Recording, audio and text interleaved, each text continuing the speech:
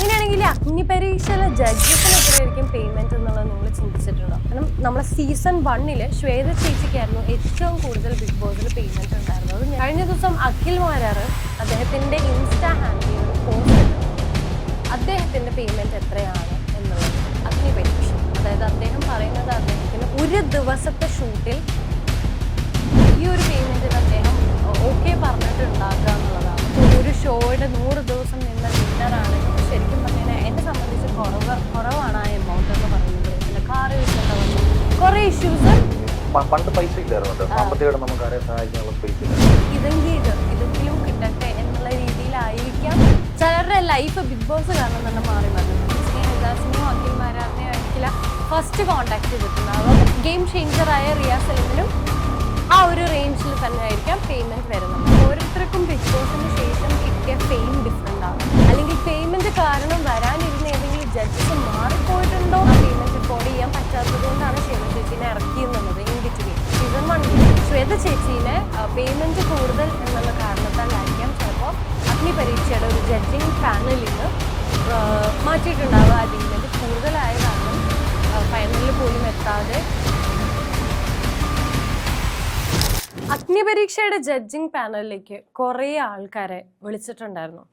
ആ സമയത്ത് ഇവർ ആക്ച്വലി നമ്മൾ കാസ്റ്റ് ചെയ്യുന്ന സമയത്ത് ഇപ്പോൾ നമ്മൾ ഈ കഴിഞ്ഞ എപ്പിസോഡ്സിലൊക്കെ പറഞ്ഞിട്ടുണ്ടായിരുന്നു, ബിഗ് ബോസിലേക്ക് ഓരോ ആൾക്കാരും ഓരോ ആർട്ടിസ്റ്റും പോകുന്നതിന് അവർക്ക് എത്രയാണ് പേയ്മെന്റ് എന്നുള്ളത് നമ്മൾ സംസാരിച്ചിട്ടുണ്ടായിരുന്നു.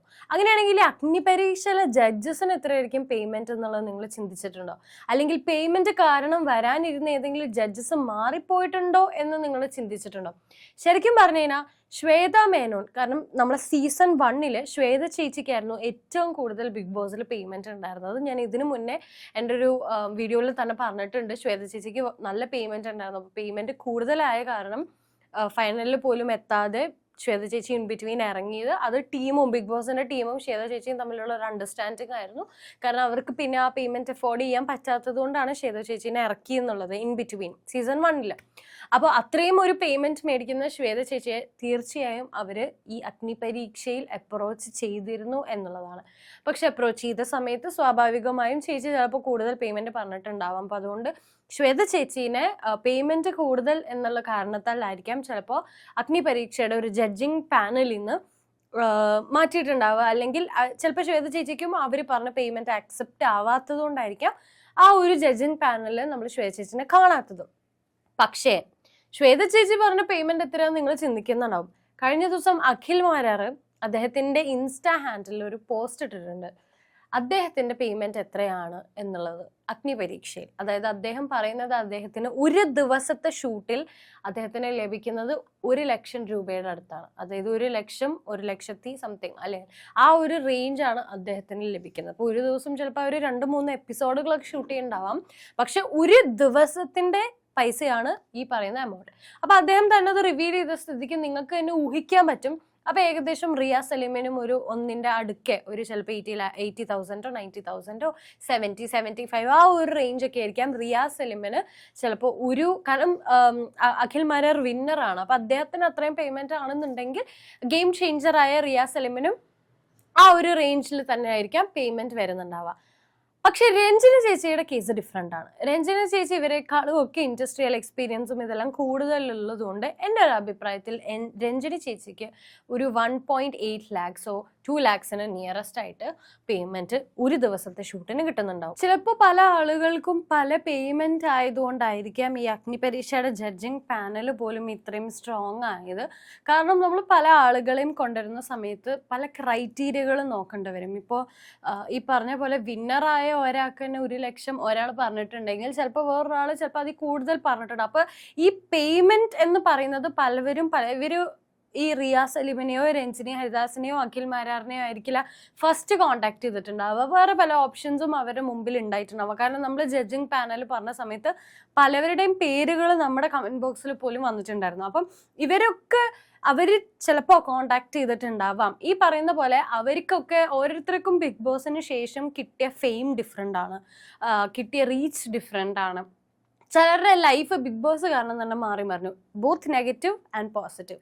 അപ്പൊ അതുകൊണ്ട് ചിലപ്പോൾ ഇവർക്ക് ഈ ബിഗ് ബോസ് ഇല്ലെങ്കിലും അല്ലെങ്കിൽ ബിഗ് ബോസ് റിലേറ്റ് ചെയ്തൊന്നും ഇല്ലെങ്കിലും അവർക്ക് നല്ല പേയ്മെന്റ് ഉണ്ടാവും വേറെ രീതിയിൽ. അപ്പൊ അതുകൊണ്ട് ചിലപ്പോൾ അവര് അതിനെ ഇതായിട്ട് കമ്പയർ ചെയ്തിട്ട് ചിലപ്പോൾ അഗ്നി പരീക്ഷയുടെ ജഡ്ജായി വന്നിരിക്കാൻ എനിക്ക് ഒരു ദിവസം 2 ലക്ഷം 3 ലക്ഷം 4 ലക്ഷം ഒക്കെ ചോദിച്ചവരും ഉണ്ടാകാം. അപ്പൊ അങ്ങനെയൊക്കെ ചോദിച്ച സമയത്ത് ചിലപ്പോൾ ബിഗ് ബോസിന്റെ ടീമിനെ അഫോർഡ് ചെയ്യാൻ പറ്റാത്തത് കൊണ്ടായിരിക്കാം ഈ ഒരു അവസ്ഥ. കാരണം അഖിൽ മാരാറിന്റെ കേസിൽ എന്താന്ന് വെച്ചാൽ അഖിൽ മാരാർ ഒരു വിന്നർ ആണ്. ആ വിന്നറായ അദ്ദേഹം 1 ലക്ഷം രൂപ മേടിക്കുന്നത് ശരിക്കും പറഞ്ഞു കഴിഞ്ഞാൽ എന്നെ സംബന്ധിച്ച് കുറവാണ് ആ എമൗണ്ട് എന്ന് പറയുന്നത്. കാരണം ഒരു ഷോയുടെ 100 ദിവസം നിന്ന വിന്നറാണ്. ഇത്രയും കാര്യങ്ങളെല്ലാം ബിഗ് ബോസിൽ ചെയ്ത് അത്രയും പൈസയും അത്രയും കാര്യങ്ങളെല്ലാം ബിഗ് ബോസിന് ശേഷം ലഭിച്ചു.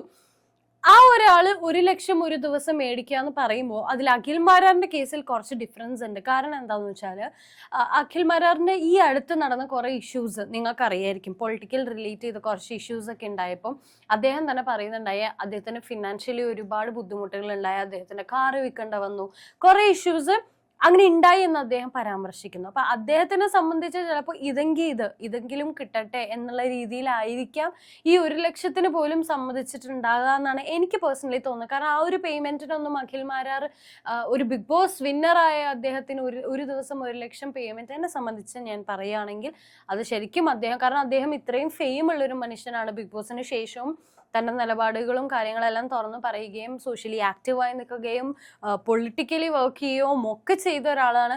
അഖിൽ മാരാറിനെ കൊണ്ടുവന്ന് ഇരുത്തിയാൽ ആ ഒരു വീഡിയോ കാണാനോ ആ ഒരു എപ്പിസോഡ് കാണാനോ കുറച്ചെങ്കിലും ആളുകൾ അധികം ഇരിക്കും എന്നുള്ളൊരു കാര്യമുണ്ട്. അപ്പൊ അദ്ദേഹത്തിനെ വിളിക്കുമ്പോൾ അദ്ദേഹത്തിനും കുറച്ചും കൂടി ഡിമാൻഡ് ചെയ്യാമായിരുന്നു ആ പേയ്മെന്റിന്റെ കേസിൽ എന്നുള്ളതാണ്. പക്ഷെ എനിക്ക് തോന്നുന്നത് ചിലപ്പോൾ അദ്ദേഹത്തിന്റെ ഇപ്പോഴത്തെ സാഹചര്യം ഇതിന് നോ പറഞ്ഞാൽ ചിലപ്പോൾ കിട്ടുന്നത് കൂടി ഇല്ലാണ്ടായാലോ എന്നൊരു പേടിയോ ഭയമോ അദ്ദേഹത്തിന്റെ ഉള്ളിൽ തോന്നിയിട്ടുണ്ടാവാം. ചിലപ്പോൾ അതായിരിക്കാം ഈ ഒരു പേയ്മെന്റിന് അദ്ദേഹം ഓക്കെ പറഞ്ഞിട്ടുണ്ടാകുക എന്നുള്ളതാണ്. ഈ അഗ്നി പരീക്ഷനെ റിലേറ്റ് ചെയ്തിട്ട് അദ്ദേഹത്തിനും കുറെ ട്രോളുകളും കാര്യങ്ങളും കമന്റുകളും കാര്യങ്ങളും ഒക്കെ വരുന്നുണ്ട്. പക്ഷെ എനിക്ക് തോന്നുന്നു അദ്ദേഹത്തിന്, ഞാൻ കഴിഞ്ഞൊരു എപ്പിസോഡിൽ പറഞ്ഞിട്ടുണ്ടായിരുന്നു, അദ്ദേഹത്തിന്റെ ഇമേജ് ഇനി അദ്ദേഹത്തിന് തിരിച്ചൊന്ന് പിടിച്ചെടുക്കണമെങ്കിൽ ഈ അഗ്നി പരീക്ഷയിൽ അദ്ദേഹം കുറച്ചും കൂടെ സ്ട്രോങ് ആയിട്ടും നിലപാടുകൾ ഉറച്ചു പറയുകയും അല്ലെങ്കിൽ ഇതിൽ എന്തെങ്കിലും ഒരു ചേഞ്ച് കൊണ്ടുവന്നാൽ ശരിക്കും നമ്മൾ പറഞ്ഞ പോലെ അഖിൽ മാരാറിനാണ് ചിലപ്പോൾ അഗ്നി പരീക്ഷയിൽ നിന്ന് ഒരു ഗെയിം ചേഞ്ചിങ് എലമെന്റ് ഉണ്ടാകുക അല്ലെങ്കിൽ ലൈഫ് ചേഞ്ചിങ് എലമെന്റ് ഉണ്ടാകുക എന്നുള്ളതാണ് എനിക്ക് തോന്നുന്നത് പേഴ്സണലി. കാരണം ഇപ്പൊ ഈ പറഞ്ഞ പോലെ ഈ പേയ്മെന്റ് ഇത്രയും കുറവിന് അദ്ദേഹം വർക്ക് ചെയ്യുമ്പോൾ അത് എന്തുകൊണ്ടായിരിക്കും, നിങ്ങൾക്ക് എന്തുകൊണ്ടാണെന്ന് അതിന്റെ റീസൺ തോന്നുന്നുണ്ടെങ്കിൽ ഒന്ന് കമന്റ് ചെയ്യാം. എനിക്ക് തോന്നിയ റീസൺ ഇതാണ്. പൊളിറ്റിക്കലി അദ്ദേഹത്തിന് കുറേ ഡിസ്പ്യൂട്ടുകൾ ഉണ്ടായെങ്കിലും അതിലൊക്കെ അദ്ദേഹത്തിന് പൊളിറ്റിക്കലി ഫിനാൻഷ്യൽ ബെനിഫിറ്റ് ഒന്നും ഉണ്ടായില്ല എന്നാണ് അദ്ദേഹം പറയുന്നത്. അദ്ദേഹത്തിന്റെ കുറെ പൈസ നഷ്ടപ്പെട്ടു എന്നല്ലാണ്ട് ഒന്നും കിട്ടിയില്ല, കാറ് വിൽക്കേണ്ട വന്നു എന്നൊക്കെ അദ്ദേഹം പറഞ്ഞല്ലോ. അപ്പോൾ ഇതെല്ലാം ഇതിന്റെ ഒരു പാർട്ടാണ്, അദ്ദേഹത്തിന്റെ ലൈഫിന്റെ ഒരു പാർട്ടാണ്. അപ്പോൾ ഈ ലൈഫിലെ പല സിറ്റുവേഷൻസിനും അദ്ദേഹത്തിന് ഒരു ബുദ്ധിമുട്ട് ഉണ്ടായപ്പോൾ ബിഗ് ബോസ് പോലെ അദ്ദേഹം പറയുകയും ചെയ്തു ഏഷ്യാനെറ്റാണ് അയാൾക്ക് തിരിച്ചൊരു ഓപ്പർച്യൂണിറ്റി കൊടുത്തത് എന്നുള്ളത്. അപ്പോൾ അദ്ദേഹത്തിന് ആ ഓപ്പർച്യൂണിറ്റി കിട്ടിയപ്പോൾ വിചാരിച്ചിട്ടുണ്ടാവാം ചിലപ്പോൾ ഇത് ഞാൻ നോ പറഞ്ഞാൽ എനിക്കിനി ഒന്നും കിട്ടിയില്ലെങ്കിലോ എന്നുള്ള സാഹചര്യത്തിലേക്കൊക്കെ ചിലപ്പോൾ അദ്ദേഹത്തിന്റെ ലൈഫ് ഇപ്പോൾ എത്തിയിട്ടുണ്ടാവാം. അപ്പൊ ആ ഒരു സിറ്റുവേഷൻ നിലനിൽക്കെ അദ്ദേഹത്തിന് ഈ 1 ലക്ഷം രൂപ ഒരു ഷൂട്ടിന് അല്ലെങ്കിൽ ഒരു ഷൂട്ടിനല്ല ഒരു ദിവസം കിട്ടുന്നത് ചിലപ്പോൾ ഒരു വലിയ കാര്യമായിരിക്കാം. അദ്ദേഹത്തിനെ സംബന്ധിച്ച് അതൊരു ആവശ്യമുള്ള ഒരു കാര്യമായിരിക്കും. അദ്ദേഹത്തിന് പല പോസ്റ്റുകളിലൊക്കെ ആയിട്ട് അദ്ദേഹത്തിന് പല EMI കടങ്ങളും ഉള്ളതൊക്കെ ആയിട്ട് പറഞ്ഞിട്ടുണ്ട്. അപ്പൊ ഇപ്പോഴത്തെ അദ്ദേഹത്തിന്റെ വരുമാന ഇത് വെച്ചിട്ട് ചിലപ്പോൾ ഇത് അത്യാവശ്യമായിരിക്കാം. അതുകൊണ്ടായിരിക്കാം അദ്ദേഹത്തിന് അത്ര കുറവ് പേയ്മെന്റ്. കാരണം റിയ സലീമിന് തന്നെ ഏകദേശം 1 ലക്ഷത്തിന്റെ അടുക്കെയാണ് പേയ്മെന്റ് ഉള്ളത്.